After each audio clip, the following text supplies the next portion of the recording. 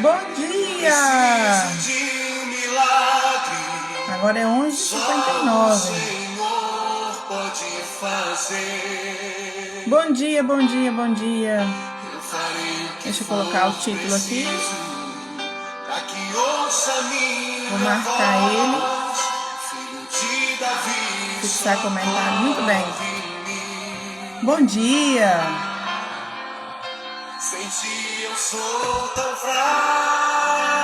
Vou deixar essa música aqui enquanto as pessoas vão entrando.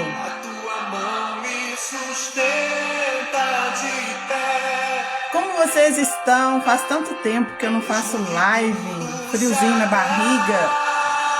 Que o Senhor possa abençoar o seu dia e a sua semana em nome de Jesus.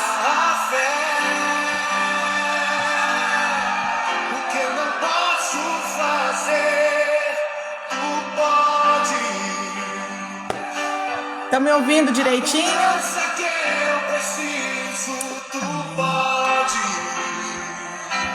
Olá! Hoje o tema da nossa live será meu processo de luto. Vou compartilhar com vocês sobre o meu processo. Deixa eu abaixar um pouquinho o volume. Agora sim.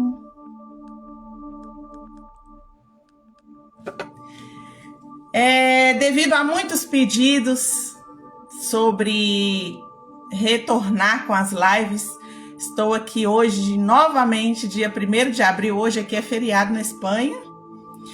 E no Brasil, eu creio que a Páscoa foi ontem, domingo, né? Então, eu quero agradecer a cada pessoa que me apoiou, que me mandou mensagem, que se contactou comigo e falou: Poliana, volta com as lives, porque as lives foi... Você não imagina como as lives que você fazia me abençoavam, e a gente não tem noção do quanto algo que a gente pode fazer pode ser tão especial na vida de outras pessoas. A gente pensa, mas o que eu tô fazendo? Né? Isso aqui parece tão pouco pra gente, né? Parece que não tem muito significado. Mas quando Deus nos dá a direção para fazer algo, é porque Ele já sabe aonde isso vai chegar. Nós não vemos, mas Ele vê. Então a gente tem que confiar. Às vezes uma palavra tão simples pra gente pode alcançar o coração de uma pessoa e fazer uma transformação tão grande que nós não temos noção. Então, quando Deus te disser faça algo, faça, porque Ele sabe a quem Ele vai tocar, no coração de quem Ele vai trabalhar. E se o seu testemunho pode ser de bênção para alguém, não deixe de compartilhar.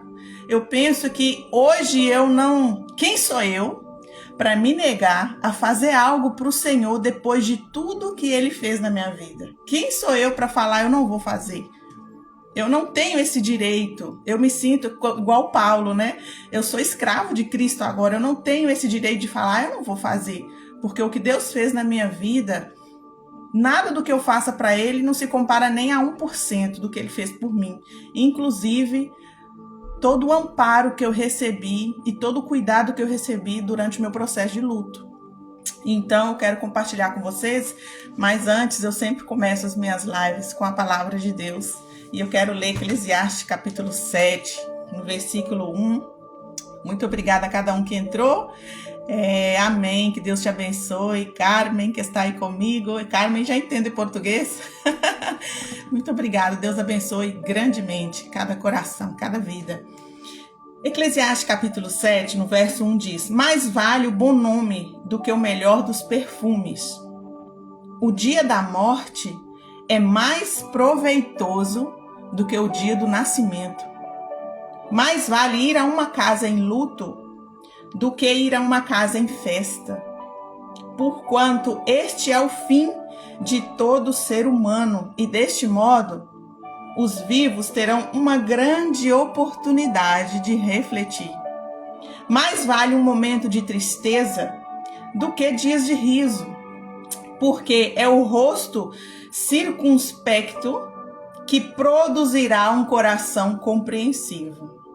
Portanto, o coração dos sábios está na casa onde há luto, mas o coração dos insensatos nos banquetes e em lugares de muito riso. Então, aqui, o que Deus está falando para nós é: o nosso sofrimento tem mais valor que os nossos dias de alegria. Que coisa contraditória, não? Nós aprendemos mais, nós evoluímos mais nos nossos dias de dor e sofrimento.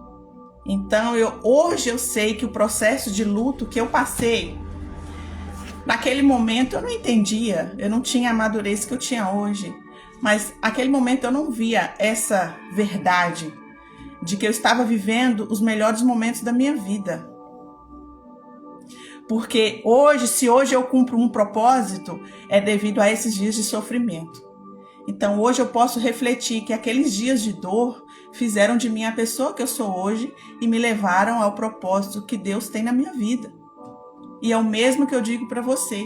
Cada processo de dor na sua vida, ainda que você não tenha explicação naquele momento, mas está te levando a você viver o seu propósito. Então não reclame dos seus dias de dor, porque esses dias para você são mais produtivos que os seus dias de riso. É o que diz a palavra de Deus. Então, vamos começar. O que eu posso falar para você?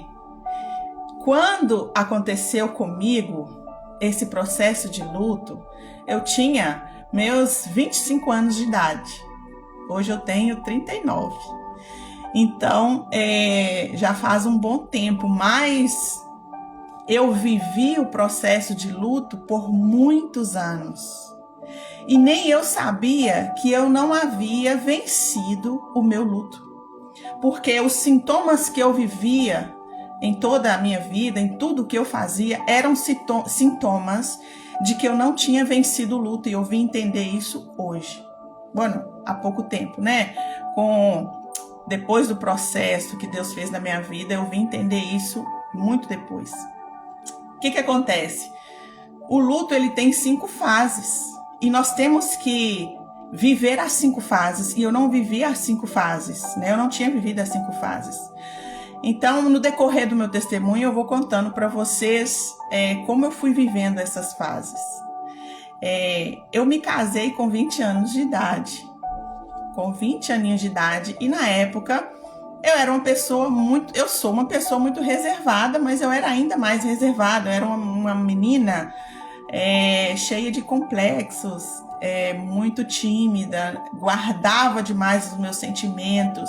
Aquilo que acontecia, eu não tinha muito esse dom de comunicação. Então, quando eu me casei com 20 anos de idade, aos 21, eu mudei de país. Né? Algo até um pouco contraditório, uma pessoa tão insegura fazer uma mudança tão grande de vida. Mas a gente veio para a Espanha, eu tinha 21 anos de idade, né? Um ano depois do que eu casei. E eu engravidei minha primeira vez aos 25 anos. Então, aos 25, eu soube que eu estava grávida. Em que momento, Poliana? Eu me converti aos 9 anos de idade. Quando a gente veio, eu e meu esposo, para a Espanha, nós já éramos cristãos. E a gente sempre já teve o chamado de ser obreiros, de trabalhar na obra de Deus. E a gente trabalhava, quando eu engravidei, a gente estava muito ativo, trabalhando na casa de Deus. Nós trabalhávamos com jovens na época e nós estávamos em um momento muito, muito feliz, porque a gente amava o que a gente fazia. E quando eu engravidei, nós não estávamos em um momento financeiro muito bom, né? A gente estava passando uma dificuldade grande, mas foi em um tempo, não foi buscado, foi em um tempo onde eu estava fazendo uma mudança de medicação, então eu engravidei. Só que a surpresa maior não foi tanto a gravidez, foi quando eu descobri que eram gêmeos. E um detalhe é que nós estávamos aqui, não tínhamos familiares aqui. Meus pais estavam no Brasil, eu sempre fui muito ligada à minha mãe. Eu sempre fui muito conectada com a minha mãe. Eu não tenho irmãs, eu tenho um irmão. E eu, por todo o tempo que eu estava aqui no começo, eu sofria muito pela ausência da minha mãe. E quando eu engravidei, eu até busquei nela, talvez o fato dela vir para cá para me ajudar nesse processo. Mas ela não podia. E ela hoje ela já tem uma idade mais, né? Mas mesmo assim ela não se via capaz de vir até aqui em um país diferente, se lançar numa viagem tão longa. Então eu respeitei isso, mas o que eu pensei? Eu vou ter que enfrentar esse processo sozinha. Eu não imaginava que eu teria essa fortaleza para enfrentar o que eu enfrentei, exatamente pelo fato que eu tinha uma baixa autoestima muito grande. Eu era muito insegura, então eu pensava que eu não seria capaz de viver processos tão dolorosos, mas toda essa fonte de fortaleza estava dentro de mim. Primeiro porque Deus estava dentro de mim, mas eu desconhecia essa força. A gente só descobre a força que tem quando a gente está no meio do processo. Então, como era uma gestação gemelar, aqui na Espanha é considerado como gravidez de risco. Então, eu tive que fazer ecografias, ultrassons, semanalmente. E foi nessas ultrassons semanais, eu estava trabalhando na época, eu trabalhava de limpeza, né? Então eu fazia bastante esforço. Nessas ultrassons semanais, a gente descobriu que estava acontecendo algo, né? Eu creio que foi por volta dos 4 meses, mais ou menos, de 4 para 5 meses, eu descobri que, primeiro, que os gêmeos eram idênticos, eram da mesma bolsa. Então, iam ser gêmeos idênticos. E depois a médica descobriu que um feto estava passando sangue para o outro feto.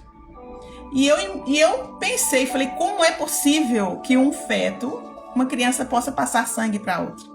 E depois ela explicou que a gestação gemelar, os fetos, eles têm vasos sanguíneos que se conectam. E através desses vasos sanguíneos, um estava passando sangue para o outro. E o que estava acontecendo? Um feto estava ficando sem sangue e o outro com muito sangue. E o destino disso era que os dois não resistissem, porque um ia ficar sem sangue e o outro, o coração não ia conseguir bombear tanto sangue. Então, a solução que eles me deram era: ou você aborta, porque ainda é tempo. Na verdade, estava um pouco fora do tempo, mas nestes casos de anomalias nas crianças ou alguma enfermidade que pode causar morte, é legal você abortar, ou você pode abortar, ou a gente tem que fazer uma cirurgia. Essa cirurgia seria fazer uma cirurgia a laser, para coagular esses vasos sanguíneos que conectam um feto ao outro. E a médica falou: vai para casa, mas eu preciso que você me dê a resposta hoje, porque não há tempo. Eu fui para casa e orei ao Senhor. Eu lembro que eu chamei o meu pastor e ele me falou: filha, o que você decidir, nós te apoiamos. No sentido de operar ou não operar, porque o fato de abortar, para mim, não havia essa possibilidade. E eu falei: se os médicos estão aí, então Deus os deixou para nos ajudar. Então eu vou fazer essa cirurgia. Havia risco, sim, de eu perder os bebês na cirurgia, mas eu tinha que arriscar. E eu fiz essa cirurgia. E qual que era o risco da cirurgia? Que os meus filhos nascessem antes do tempo. Por quê? Porque ainda que fosse uma cirurgia a laser, de qualquer forma, ainda que fosse menor que seja o buraquinho que eles fazem até os bebês, esse buraquinho ele está rompendo a bolsa, né? Então essa bolsa, o que pode acontecer? Através desse pequeno buraco, pode ir abrindo até que a bolsa se rompa. E foi o que aconteceu. Um mês depois, com 6 meses de gravidez, 27 semanas, minha bolsa estourou. Eu estava em casa, a gente saiu correndo para o hospital. E no hospital, a decisão dos médicos foi que eu tinha que ficar internada, que eles não iam tirar os bebês, porque era melhor os bebês ficarem o máximo de tempo possível dentro da minha barriga. Que ainda que se eles tirassem, né, os bebês iriam para uma incubadora, mas era a melhor incubadora para eles seriam o meu ventre.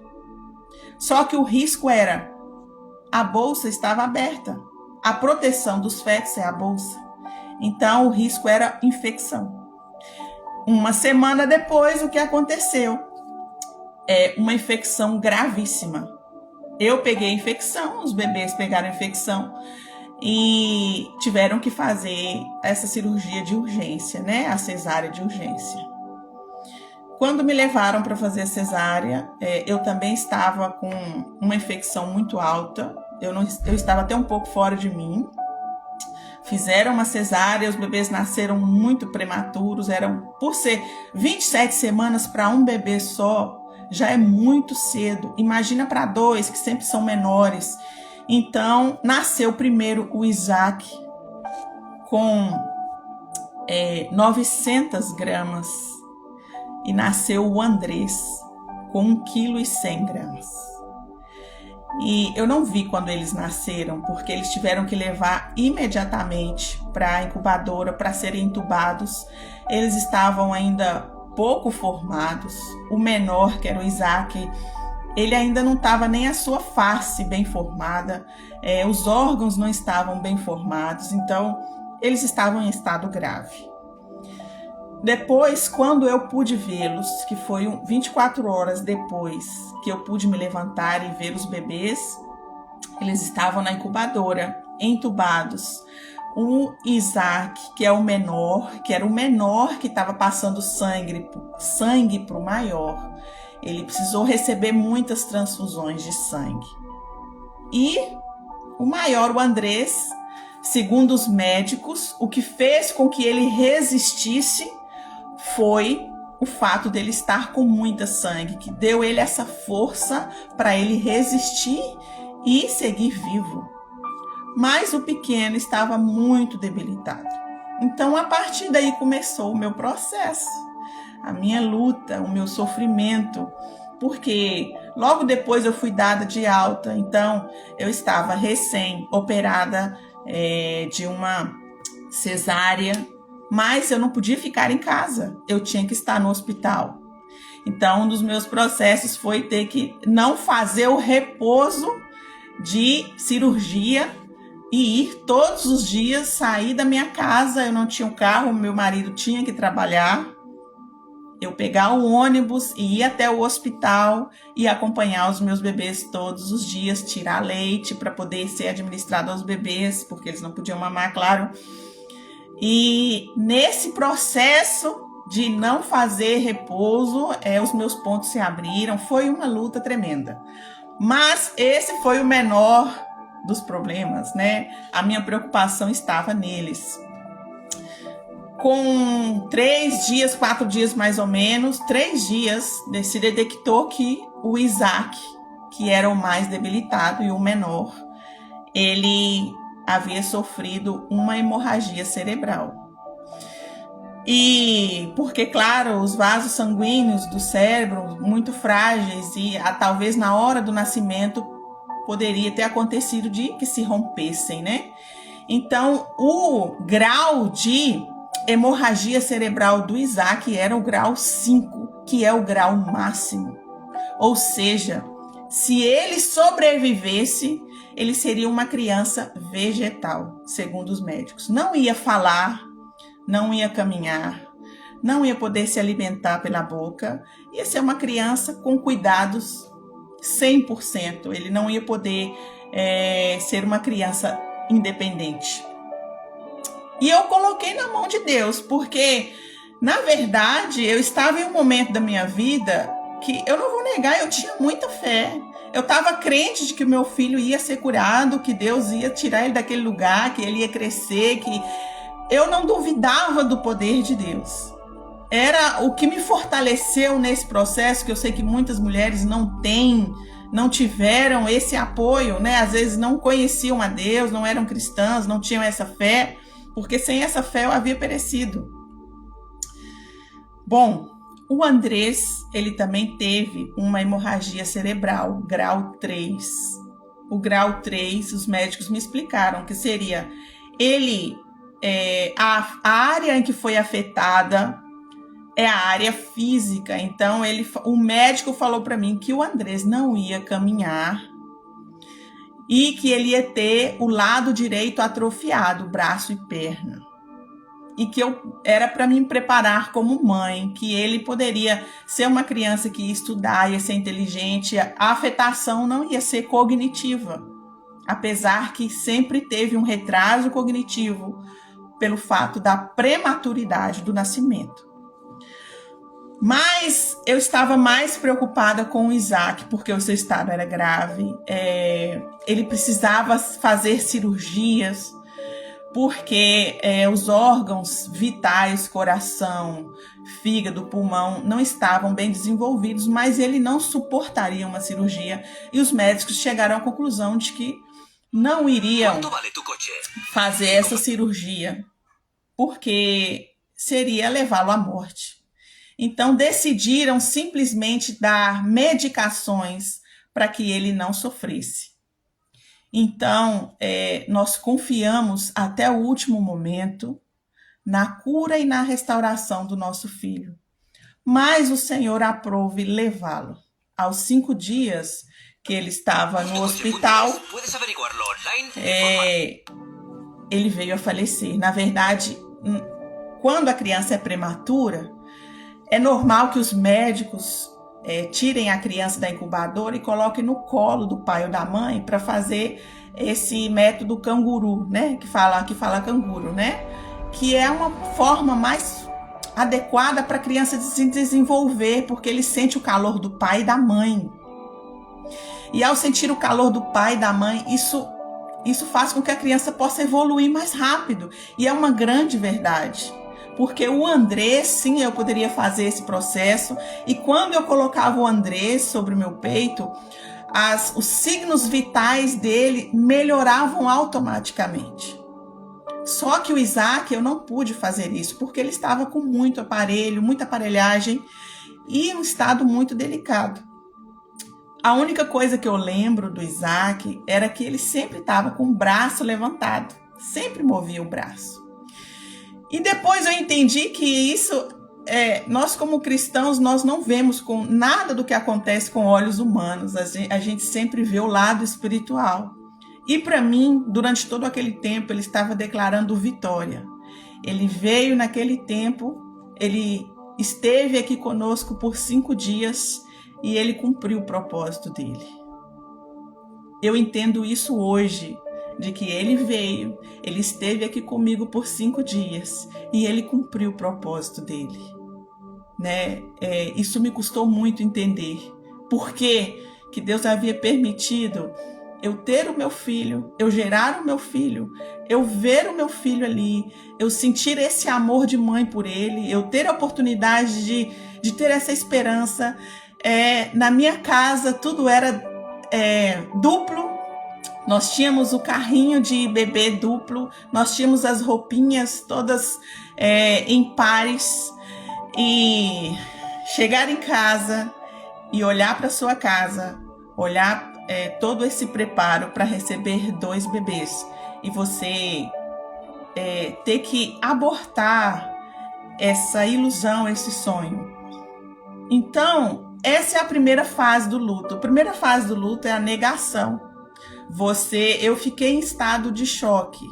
Na verdade, desde que eu soube que meus filhos estavam passando sangue para o outro, eu já comecei a estar em estado de choque. A cirurgia, depois o parto prematuro e tudo que eu fui vivendo, mas em um estado de choque. E isso é algo normal que pode acontecer quando se perde alguém. Os primeiros dias é um pouco como: eu não posso acreditar no que está acontecendo. E aí vem aqueles questionamentos. E eu lembro que um dos meus questionamentos era: Senhor, por quê? Por que o Senhor me permitir tanta dor em um lugar onde eu estou só, O que eu mais desejava nesse momento era um abraço da minha mãe, era um abraço do meu pai, era a minha família perto de mim. E a dor era tão grande para estar vivendo tudo aquilo sozinha, eu e meu esposo sós. O abraço que nós recebíamos era um do outro. Eu sei que nós estávamos na igreja, nós recebemos um apoio muito grande da igreja, orações constantes, mas era algo que nós tínhamos que viver. E eu sei que naquele momento eu não estava pronta para viver, nós não estamos prontos para viver processos. Eu era muito imadura, né? Minha cabeça era cheia de ilusões, eu não tinha vivido processos tão duros e eu logo caí num processo de luto, de perda, né? De um filho. Uma mãe nunca está preparada para perder um filho. E eu lembro que ele faleceu aqui no meu peito. Como os médicos sabiam que eram os últimos momentos, os últimos minutos de vida dele, eles tiraram ele da incubadora e colocaram no meu peito. E eu todo o tempo que ele estava no meu peito, eu compartilhei isso no manejo que eu fiz com o Instituto, que todo o tempo que ele estava no meu peito eu profetizei vida. Por mais que eu pedi ao Senhor consolo para fazer a vontade dele, eu profetizei vida. Eu profetizo vida sobre você. E eu profetizei vida sobre ele até o último minuto. Foi quando os médicos falaram, ele já se foi. E ele foi no meu peito.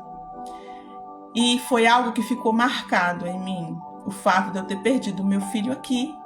Eu estava com os braços assim, protegendo o meu filho, mas eu não fui capaz de proteger o meu filho. Esse era o meu pensamento. Né? Eu cheguei a um momento de entender que eu não pude defendê-lo, eu não pude protegê-lo, eu não pude fazer nada por ele. E essa incapacidade que vem, essa sensação de incapacidade, essa frustração de que você não tem um controle todo o tempo, também foi algo difícil de entender. Eu não posso ter o controle sobre tudo o tempo todo. Uma pessoa, quando é insegura, ela precisa sentir que está controlando a sua vida, a sua situação, o que está acontecendo à sua volta, o que acontece com ela. E quando você não pode ter essa segurança, você sofre. E o meu sofrimento maior foi saber que eu estava com ele aqui no meu peito e eu não pude evitar a sua ida.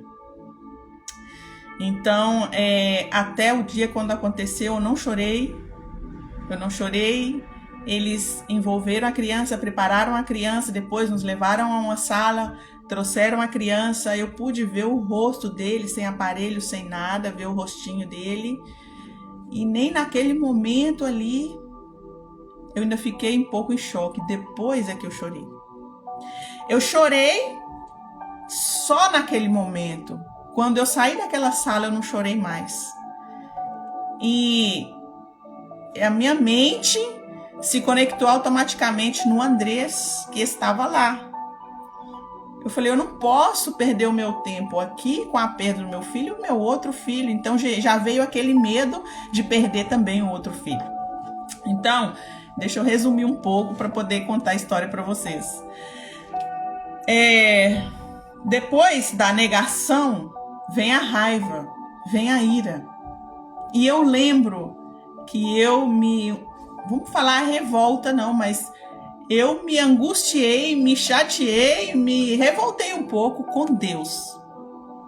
O que eu falei para Deus? Senhor, eu te sirvo, eu faço a sua obra. E é essa forma que o Senhor me recompensa? Esse era o meu pensamento imaduro, né? Quem sou eu para questionar os desígnios de Deus? Mas neste momento eu questionei a Deus. Eu falei, eu faço tudo pelo Senhor, eu renunciei ao meu país, eu renunciei à minha família. Eu estou aqui que eu não posso nem suportar a falta da minha mãe. E eu estou aqui por ti. E foi isso que o Senhor me permitiu viver? É isso que eu tenho que viver? E foram muitos questionamentos, né?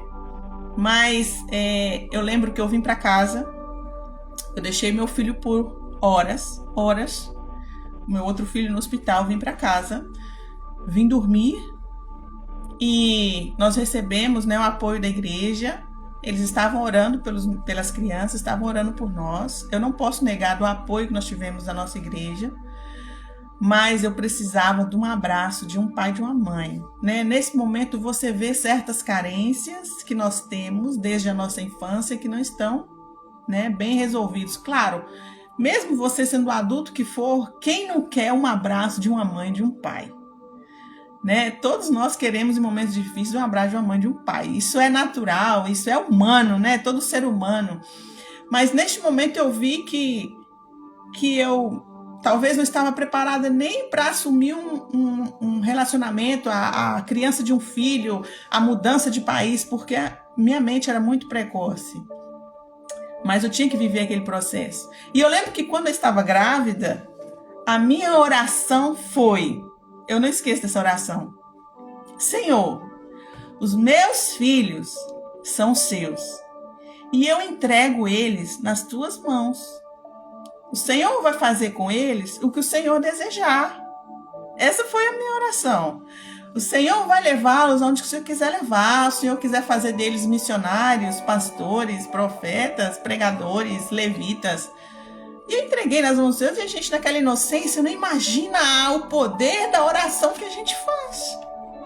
E o que o Senhor falou? Você me entregou os seus filhos, então eu vou fazer deles segundo o meu propósito.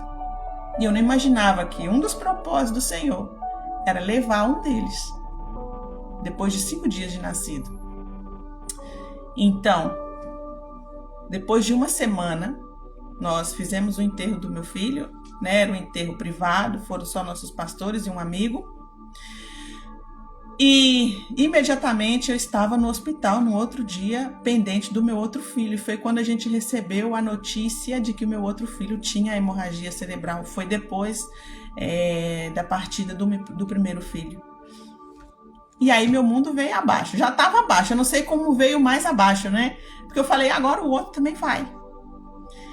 Eu sei que, resumindo, meu filho permaneceu 100 dias internado no hospital. E nesses 100 dias aconteceram muitas coisas, né? Ele teve uma hidrocefalia que levou ele a ter que colocar uma válvula. Hoje ele usa uma válvula na cabeça. Essa válvula, o corpo do meu filho não aceitou essa válvula e eles fizeram essa mudança de válvula 8 vezes. Meu filho operou a cabeça 8 vezes e cada uma dessas vezes que ele ia operar para fazer a troca de válvula era risco de vida. Nós tínhamos que assinar um documento concordando de que o meu filho poderia falecer no momento da cirurgia. Imagina a minha dor e a dor do meu esposo para assinar esse documento concordando de que se acontecer alguma coisa com o nosso filho, nós estávamos conscientes de que ele poderia falecer na cirurgia. Mas o meu filho venceu as 8 cirurgias, ele resistiu às 8 cirurgias. E uma das coisas que se destacava no meu filho é que ele sempre sorria. Em toda a sua infância, hoje ele é muito mais fechado, mas seus 2 primeiros anos de vida foram sorrindo. Eu sofria, eu carregava uma dor imensa, porque eu não pude viver o luto do primeiro, ficou estancado, né? Eu fiquei na fase da revolta, depois eu passei para a fase da negociação, e se eu tivesse feito repouso, e se eu não tivesse estado aqui no Brasil, né? Se eu tivesse ficado no Brasil, para que eu vim fazer aqui na Espanha? Porque, ou seja, muitas coisas, né? Eu comecei a questionar decisões minhas que poderiam ter sido diferentes, né? Então eu fiquei com a minha mente confusa, mas ao mesmo tempo eu não pude me concentrar em solucionar essas fases do luto para poder vencer, para poder chegar ao ponto de aceitação. Porque o processo de enfermidade do segundo filho interrompeu essa sequência de fases, né? Então, o meu segundo filho, ele teve que fazer essas cirurgias e com essas promessas, né? Com essas sequelas, segundo o médico, que ele teria. Quando eu levava o meu filho no médico, né, nos especialistas, que eles falavam: mãe, você já é consciente de que o seu filho não vai caminhar, ele não... E quando colocava ele de pé, ele ficava com a perninha durinha, né, ele não vai caminhar, ele não vai ter essa disposição. Mãe, você está consciente? E eu falava: não, eu sei que ele vai caminhar. E a médica olhava para mim: quem falou para você que seu filho vai caminhar? Eu falei: meu Deus, falou para mim. Eu tenho certeza que o meu filho vai caminhar. E eles se olhavam como que: será que essa mãe não tem consciência de que é melhor aceitar a situação do filho do que ficar com essa ilusão de que Deus vai fazer um milagre, né? Que as pessoas daqui são muito descrentes, né? Mas eu permaneci nessa fé. Eu sei que o que me sustentou no meu processo foi a minha fé. Foi algo que eu herdei da minha mãe, que a minha mãe sempre foi uma mulher de muita fé. Assim como Timoteu herdou da sua mãe e herdou da sua avó a fé e aquele propósito que ele tinha, né? Eu herdei da minha mãe essa fé de não desistir, de sempre profetizar o que vai acontecer na sua vida.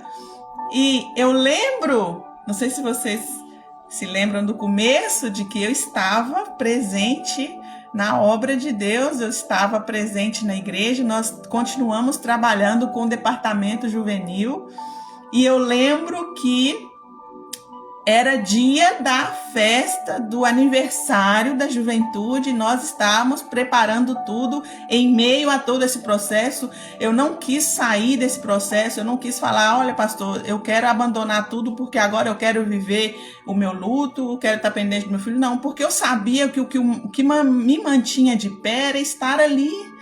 E eu lembro que num dia que nós estávamos lá com os jovens na igreja, no culto especial, eu estava com o meu celular na mão. Eu gosto de lembrar disso, porque são essas lembranças que nos sustentam hoje.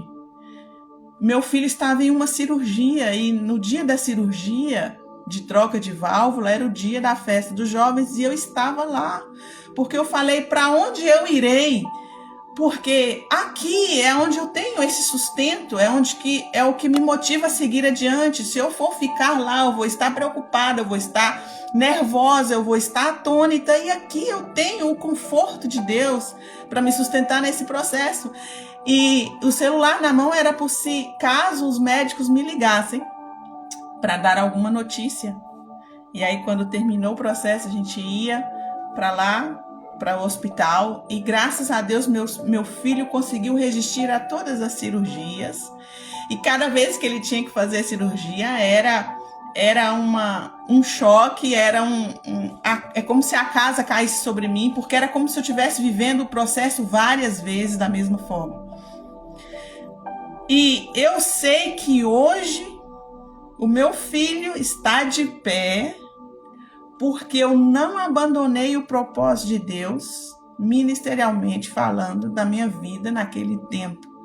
Eu não abandonei, eu não deixei de lado, né? Por mais que eu estou aqui para falar do meu processo, para falar do que Deus fez na minha vida, para falar que há 3 anos atrás eu encontrei a psicanálise, eu sou psicanalista, me ajudou a entender muitas coisas na minha vida, a abrir os meus olhos para saber por que eu passava por constante depressão, porque eu não tinha vivido o luto da forma como eu deveria ter vivido. Eu entendi muitas coisas na minha vida, mas eu não posso deixar de lado que quem me fortaleceu em todo esse tempo foi Deus, foi a minha fé, foi o fato de Ele estar presente na minha vida, e eu não posso dar a honra a ninguém a não ser a Ele.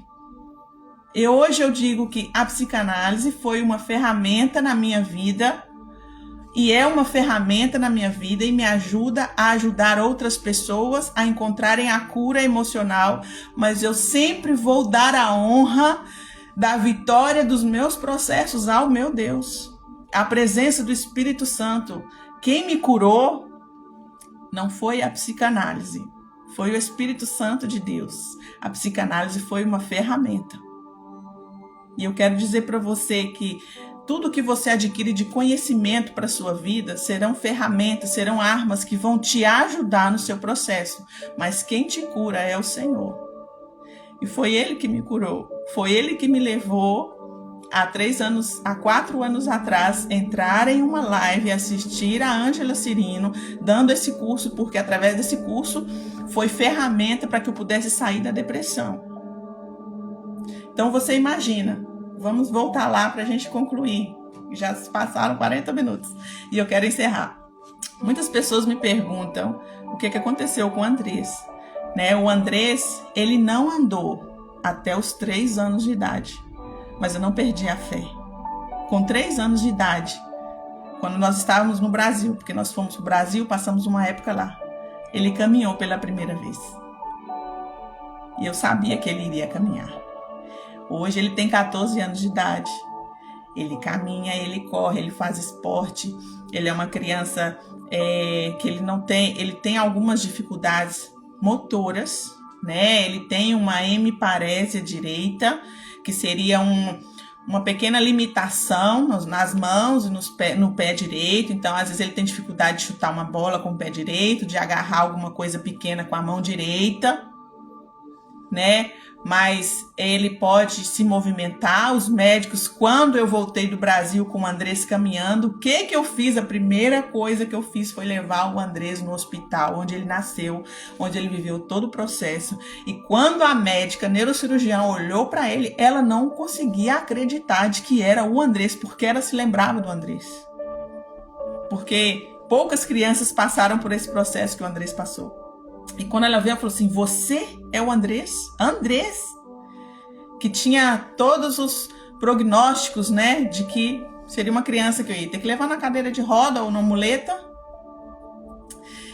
E ele está aqui de pé. E se ele está de pé, foi porque eu não perdi a fé. Porque se eu tivesse me entregado e acreditado no que o médico tivesse me falado, hoje talvez ele estaria numa cadeira de roda. Então, antes de terminar esse relato, eu falo para você que me acompanha que está difícil e foi difícil o seu processo. Eu sei que foi e está sendo, porque eu vivi. Mas eu falo para você, não perca a esperança. Não acredite no que o homem diz, acredite no que Deus te diz. Acredite na promessa que Deus te deu. E creia que ela não chega tarde. Ela vem na hora certa. E ela vem. Você não pode perder a fé e crer no que o homem diz para você. Creia que Deus tem um propósito na sua vida, através da sua dor, através do seu sofrimento. Por mais que eu me emocione ao lembrar, é de pensar como eu posso estar aqui de pé hoje, depois desse processo, porque esse foi um dos processos que eu vivi. Mas pode ter certeza que os próximos processos que você vai viver não serão iguais, porque você já passou pelo processo mais forte, Mas olha, Deus falou comigo, sua família não estava lá, a sua mãe e o seu pai não estavam lá, mas como ele fez com Oséias, eu te levei no deserto para te mostrar o meu amor. Deus me trouxe para cá e me fez viver esse processo longe da minha família para me mostrar que ele me amava. De que não tinha família, mas ele estava ali. Então eu digo para você, talvez você não tenha quem você deseja que esteja com você, mas o mais importante da sua vida está com você, que é o Senhor.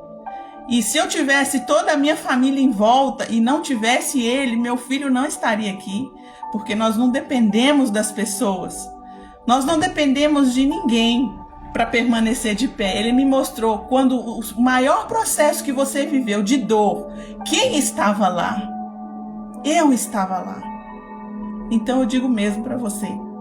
Então, esse processo, quando eu cheguei no Brasil, que quando meu filho completou 2 anos, o Andrés, e eu pude viajar com ele, porque ele não podia viajar por causa das cirurgias, que o médico deu alta, eu fui para o Brasil porque já tinha passado mais de 5 anos, 6 anos que eu estava fora do Brasil. E eu precisava desse descanso, desse abraço. Foi quando eu pude abraçar minha mãe e que eu chorei. E foi o momento que eu cheguei lá e que eu vivia o processo de depressão.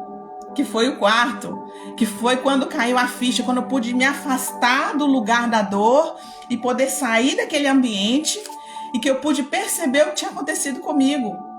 2 anos depois, quando o Andrés já estava dado de alta, em teoria dos médicos, que tudo já tinha tranquilizado, porque os 2 primeiros anos de vida dele foram hospital, casa, hospital, casa, hospital, casa.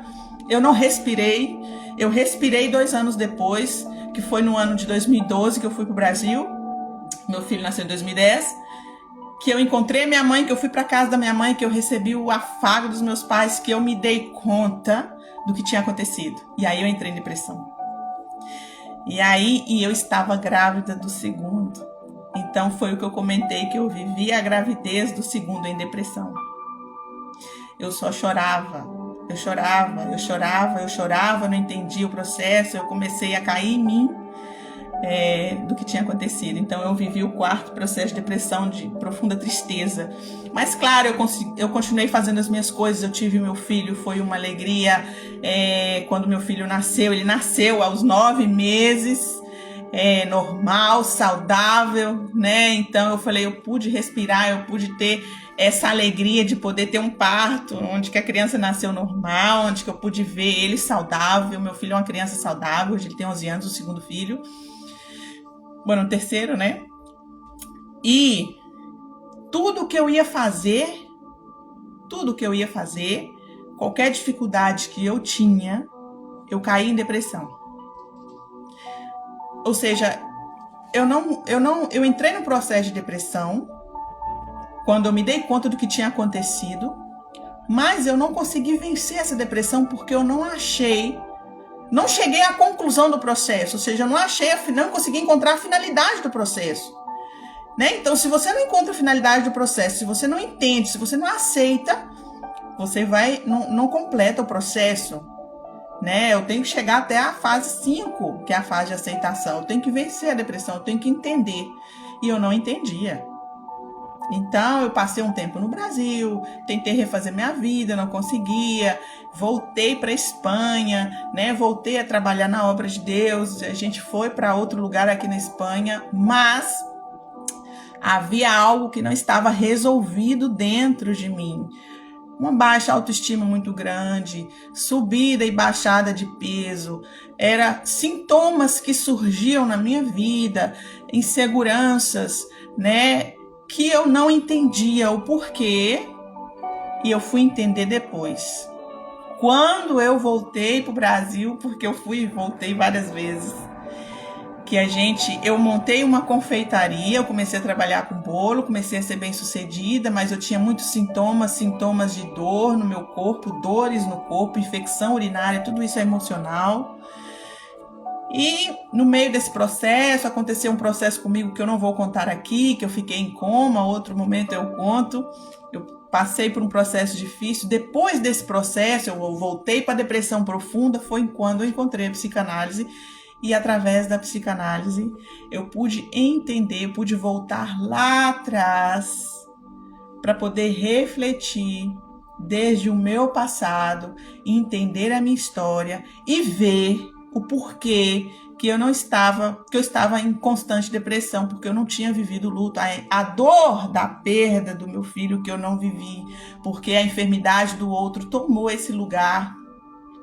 O fato das constantes lutas com o meu filho de enfermidade, eu tenho que estar sempre com ele pendente de hospital e especialista e médico e reabilitação. Então, eu não pude respirar para poder chegar à conclusão do processo. Então, o Espírito Santo trabalhou em mim com essa ferramenta da psicanálise, eu pude entender que eu precisava sair, viver esse momento, entender o propósito da minha vida. A finalidade é que você entenda o propósito da sua vida, que você encontre a sua identidade. Eu só encontrei a minha verdadeira identidade 11 anos depois da morte do meu filho. 11 anos depois da morte do meu filho, que eu fui encontrar a minha identidade. Não queira entender o propósito antes de encontrar a sua identidade. antes de entender por que Deus te chamou. Aí você vai entender o porquê do processo. Porque se Ele me chama para ser ferramenta de cura a outras pessoas, primeiro eu tenho que viver o processo das outras pessoas. Como que eu posso falar para alguém e aconselhar alguém que perdeu alguém, se antes eu não passo por um processo de perda? Como que eu posso aconselhar alguém a como sair do processo de rejeição, se eu não passo por um processo de rejeição? Então, como que eu posso aconselhar alguém a sair da dor, se eu nunca passei pela dor? Como que eu ensino alguém a sair do deserto, se eu não saí desse deserto ainda? Então, eu fui entender o meu propósito. Eu fui encontrar a minha identidade. E precisei assumir primeiro essa identidade para poder vencer aquilo que estava me vencendo, que eram meus processos de dor, meus traumas devido à perda do meu filho. Então, foi aí que eu comecei a encontrar o sentido da minha vida. E aí foi que hoje eu voltei para a Espanha de novo e eu estou aqui no processo de viver o propósito de Deus. Eu sei que Deus ainda tem muitas coisas por fazer em mim. Eu sei que Deus tem muitas coisas para fazer na vida do meu filho. Eu sei que ainda tem muitas coisas para que eu possa viver. Mas eu sei que o lugar onde eu estava, eu não estou mais. Eu sei que o lugar de dor onde eu estava, eu não estou mais. Eu já não vivo mais processos depressivos por não ter vivido as 5 fases do luto. Então, o que eu falo para você que talvez viveu ou esteja vivendo um processo de luto? Que você precisa seguir essas fases do luto para você encontrar essa vitória, essa chave no final. Mas tá difícil para você? É difícil. Então eu te aconselho, encontre a sua identidade e o seu propósito em Deus. Entenda que tudo o que nos sucede, tudo que nos passa é para um propósito muito maior. Talvez a dor é tão grande que você não consegue entender como algo pode ser maior do que essa dor.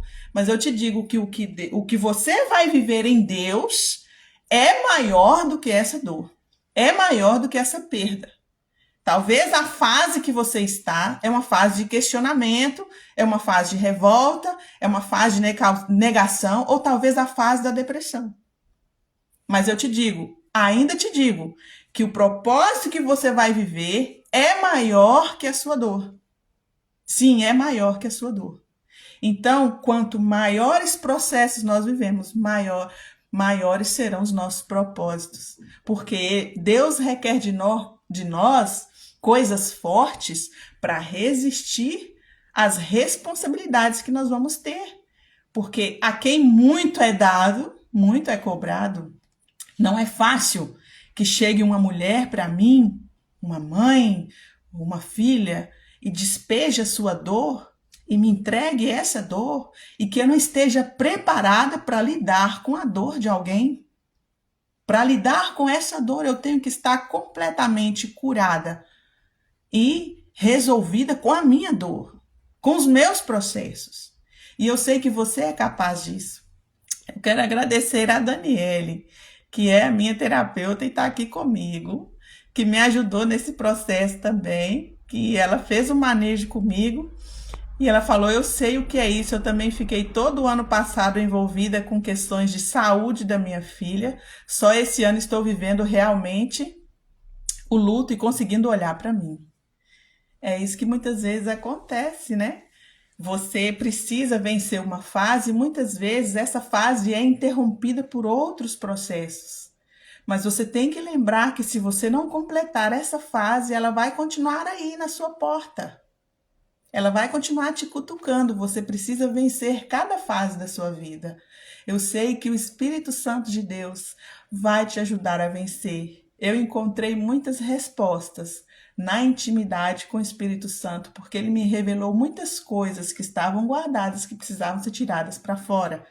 né? Como a psicanálise diz, é aquilo que não se é falado vira sintoma. Tudo aquilo que está guardado dentro de você que não sai para fora vira sintoma, vira enfermidade, vira dor de cabeça, vira cansaço, vira ansiedade, vira muitas coisas, assim como transformou em mim. Eu posso dizer hoje que eu quase morri porque eu engoli as minhas fases, os meus processos, porque eu não tirei para fora. Então eu falo para você, não permita que o pior aconteça se você pode fazer algo hoje. Ai, você me assusta falando assim, mas é a realidade. Coloque para fora hoje, viva o seu processo como tem que ser vivido, né? O meu processo de luto, né? Hoje eu posso dizer, eu venci esse processo. Eu contei com a ajuda de pessoas que me ajudaram de verdade. Sozinha eu não pude. Eu contei com a ajuda de Deus, que foi minha primeira fortaleza. E eu também contei com terapia, porque através dela eu pude me enxergar, eu pude encontrar o propósito do meu caminho que eu estou hoje.